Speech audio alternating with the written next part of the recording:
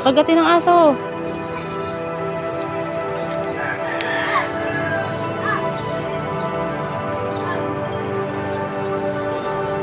Kung persahin, tayo-tayo lang.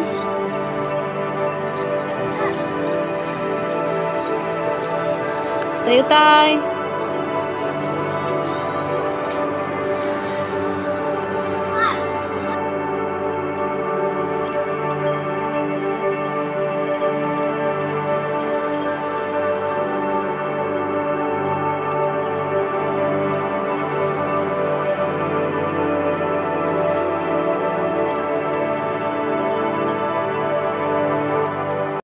Gabi po sa inyong lahat. Ako po si Desiree Mendoza. Ako po ang nanay ni Clarence Mendoza, yung bata po na isa sa may sakit po dito sa Tejero.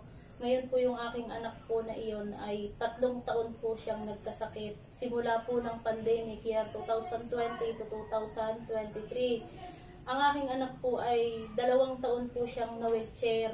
Pag po siya pumapasok, siya po ay inihahatid ko sa school.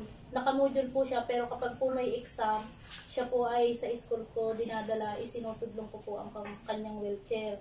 Ngayon, ang sakit po ng aking anak ay, sabi po ng doktor sa amin, ang sakit po ng aking anak ay hydrocephalus at bukol sa loob ng ulo. Ngayon, ang aking anak po sana ay babaakin ang kanyang ulo, kaya lang po hindi po namin ito ipinaopera dahil ng panahon po ng pandemic na iyon, ang aking anak ay hindi daw po pwedeng i-admit sa ospital sapagkat marami daw pong mga COVID ay maaari daw po na mahawahan ng aming anak. Kaya kami po ay halos 2 taon na pabalik-balik po sa ospital hanggang sa dumating po ang araw na may nabalita po kami na isang manggagamot na nanggaling daw po sa Tayabas.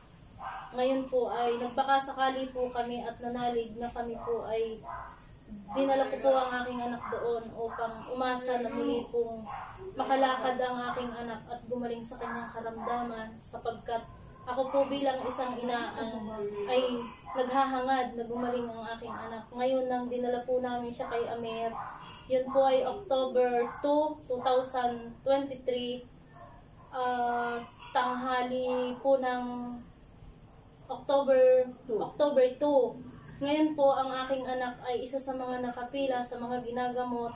Nang hawakan po ito ni Amir, unang hawak pa lang po niya sa aking anak. Sa awa po ng mahal na ina, talagang nanalig din po ang aking anak. Kaya nang ito po ay hawakan.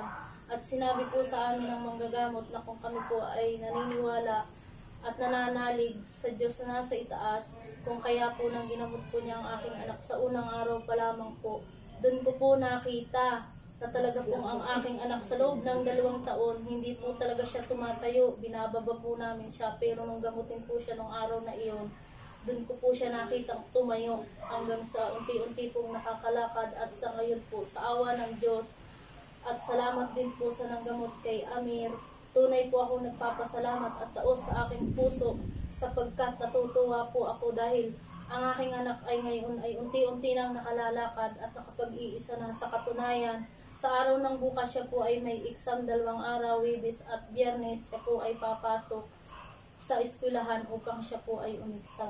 Yun lamang po, at nagpapasalamat po ako ng marami sa inyo, higit po sa Ama at kay Amer po na siyang nanggamot. Kung hindi dahil sa iyo, hindi hanggang ngayon baka ang aking anak nakatali pa rin sa wheelchair. Maraming salamat. Ako po si Clarence de Mendoza. 14 years old. Ako po yung may sakit na hydrocephalus. Ako po hindi nakalakad ng 2 taon. Maari mo bang ikusalaysay kung anong nangyari sa'yo bago ka magpagamot kay Amir? Mabigat po yung pakaramdam ko. Tapos po hindi ko po maigalaw yung mga paa ko. Tapos po nasakit po yung ulo ko. Tapos anong nangyari nung panahon na yun? Bago ka gamutin, paano ka nakapunta kay Amir? Nakababa po ako kay Papa. Tapos, Yung pagbalik na po sa bahay namin ay lakad na po ako nang umuwi. ilang taong kang hindi nakakalakad? 2 taon po. Gaano kabigat yung pakiramdam mo bago ka pumunta kay Amir? Mabigat na mabigat po. Ngayon, pagkatapos mo pumunta kay Amir, anong pakiramdam mo? Ano po, masaya po. Tapos, nakakalakad ka na ba o hindi pa? Nakakalakad na po. Sige nga, tingnan natin kung nakakalakad ka na. Ang kalagayan na po ngayon ng aking anak ay hugas na po siya ng pinggan. Nagagawa niya na po yung mga bagay na hindi po niya nagagawa noon. Lagi na rin po siyang nasa labas naglalakad. Tapos po, pumupunta na rin po doon sa mga kapitbahay namin. Yung tindahan po dati na hindi po niya naaabot, ngayon po ay napupuntahan namin. Ngayon po nakakapamuhay na po siya ng maayos. Pagaan po sa loob at masaya po bilang magulang dahil nakikita na po namin na kaya na pong mamuhay ng normal ng aming anak. Yun lang po at salamat. At higit po sa lahat, nagpapasalamat po kami sa Panginoon po na nasa itaas sapagkat ginabayan po niya kami at tinuro po niya kung sino po yung dapat naming lapitan para po sa kagalingan po ng aming anak. Yun lang.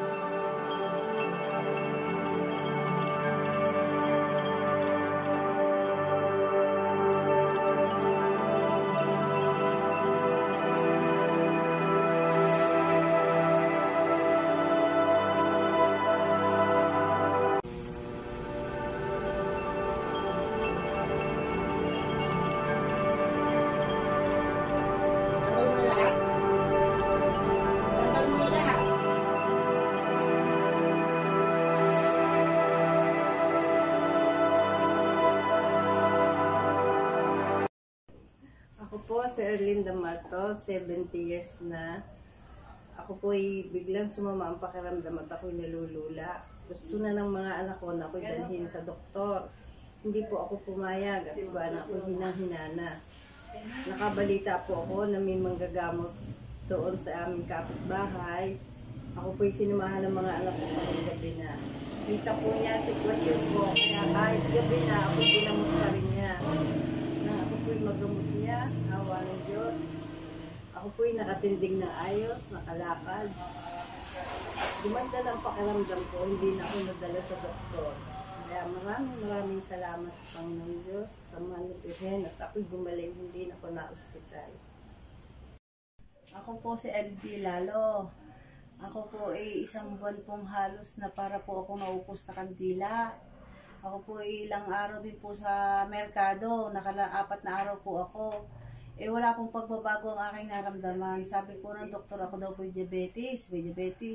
Mataas daw po ang aking diabetes.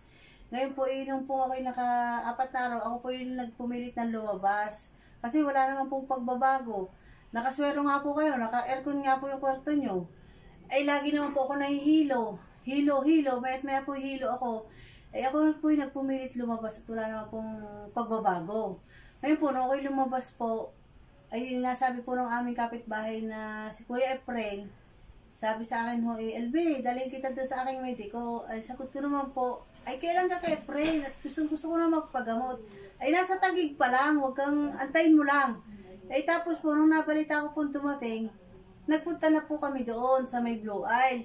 Eh ngayon po, sabi sa amin, nagpunta po ako ng alas 9, sabi, balik daw po kaming alas 3. Yun, awa ng Diyos po, nung balik namin na yun, ako po iginamot. Abay, ako po nung napunta doon talaga po ako hindi maipinta ang aking mukha. Ay nung po ako nagamot po ni Amir. Ang una po yung Panginoon Diyos, pangalawa po si Amir. Ay nung po ako nalapatan niya, ay para po ako nagdahilan. 3 araw po ako nung ginamot ni Amir. Ay awa ng Diyos po, ako'y gumaling. Hanggang sa ngayon po, dire-diretso na po ang aking paggaling. Mababa na po ang aking sugar. Nag 170 na po. Ay ngayon po, ako po'y nakakalaban, nakakaluto na po. Para pong walang nangyari. Pero nung pong una, nung ako hindi nagagamot ni Amir, ako po'y nakaupo lang sa aming terrace na sa isip ko kaya kong gawin. Pero pag ako'y tumayo, ay ako po'y balik ulit sa aking upuan at lupay-pay po ako. Ayun po, doon po talaga ako gumaling kay Amir. Salamat Amir sa iyo. Okay. Ako po si Ruby Joy Ambanaban, 21 years old. Then, nagpagamot po ako kay Kuya Amir dahil sobrang taas ng aking lagnat at mahina na rin yung heartbeat ng baby ko. So, hindi ko alam kung ano yung process na gagawin namin. And then, na-discover po nung kapitbahay po namin na merong magaling na manggagamot sa taas. Then, yun, nagtungo po kami. Pagkatapos namin magtungo doon, ayun, madami siyang pasyente na ginagamot. Then, ayun, tiningnan niya yung hinipo niya ba yung aking tiyan. Dahil, mahina nga yung pintig ng puso ng baby ko. Then, yung lagnat ko ay sobrang taas. Ayun, in-offer niya din na magpa-check up ako. Then, ayun, hinaplos niya yung bawat yung ng paa ko. Then, yun, habang hinahaplos niya, yun, parang feel ko parang gumiginhawa yung pakiramdam ko. Parang nawawala yung init ng ulo ko. Tapos, yung parang guminhawa, parang nawala talaga yung lagnat ko. Then, nagtungo na po ako sa pagpapacheck up para i-confirm yung heartbeat ng baby ko. Then, yun nga po, na-discover na mahina. Then, in-offer po ako ng gamot. And then, yun, nung 2 days po, nung padalawang araw ko po napunta kay Kuya Amir, ayun, sa ginhawa po, ayun, sa tulong niya po, ayun, doon po ako gumaling. And then, naging maayos po yung heartbeat ng baby ko. Ayon sa awa po ng Diyos, nakatulong po siya sa akin na malaki talaga. Ayan po. Ayan, okay po, magandang araw po sa ating lahat. Okay. Ayan po,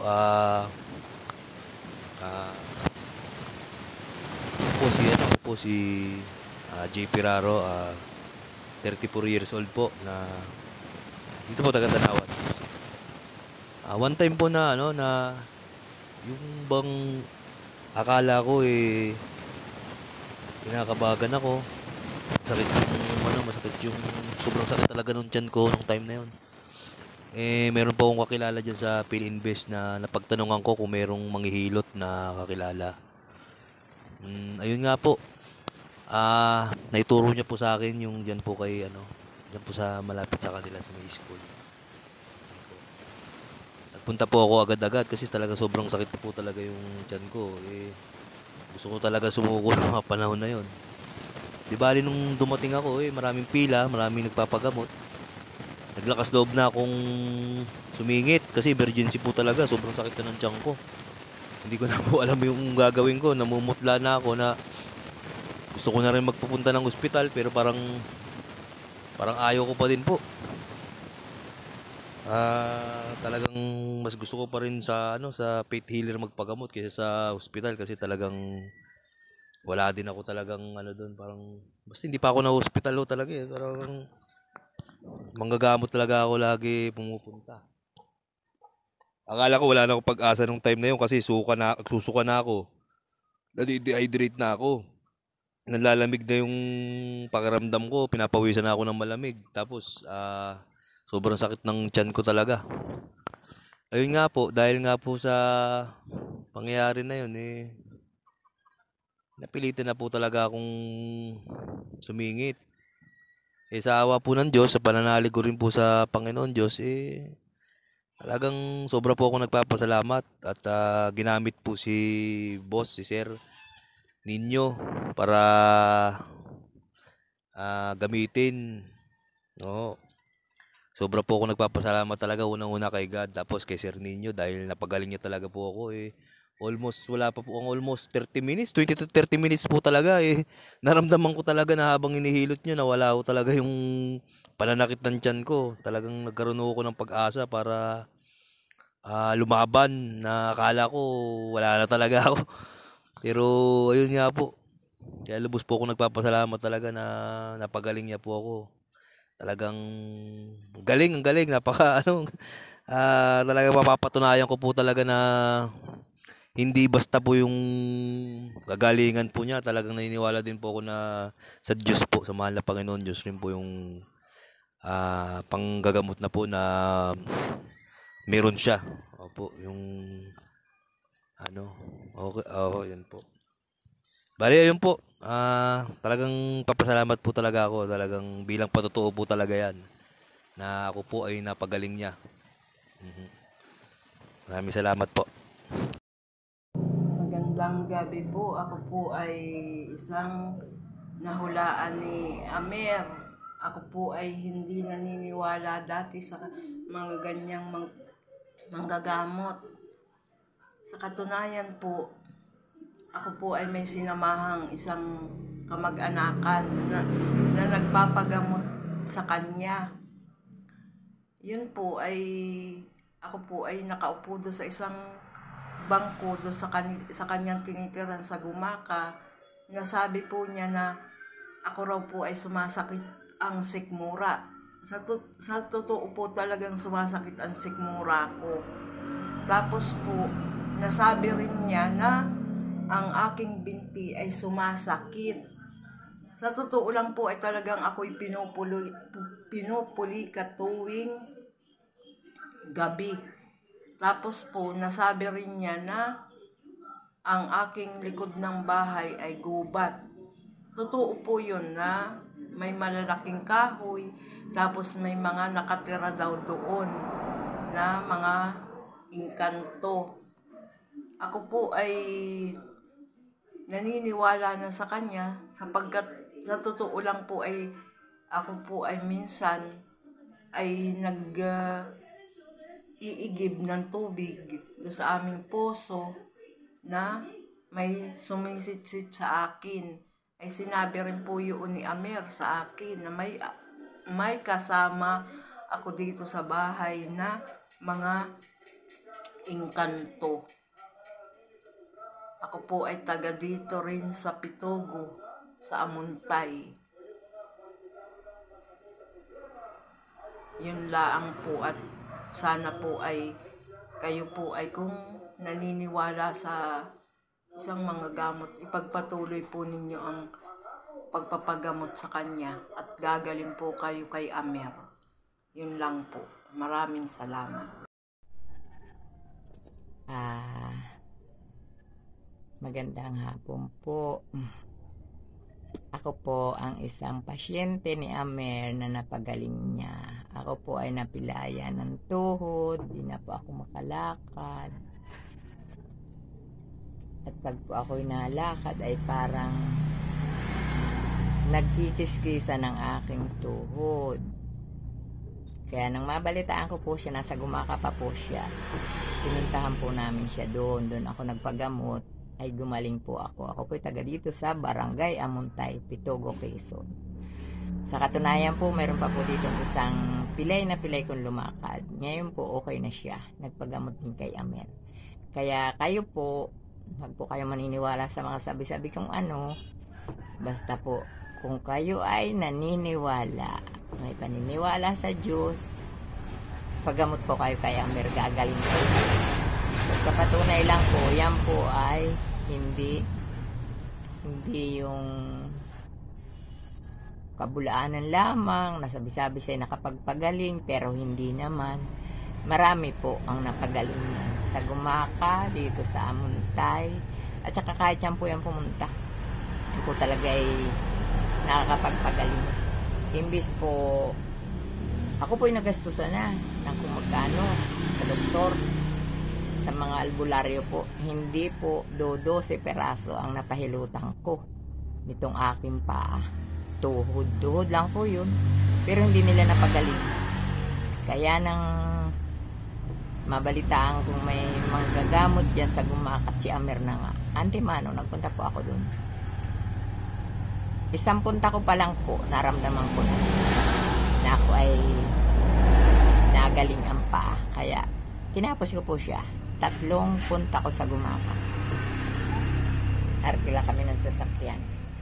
Tricycle. 4 kami. Yung pong nagpahilot, ng mga masakit ang likod, masakit ang katawan. Isang hilot lang, alis na agad. Tanggal agad ang kanilang mga sakit sa katawan.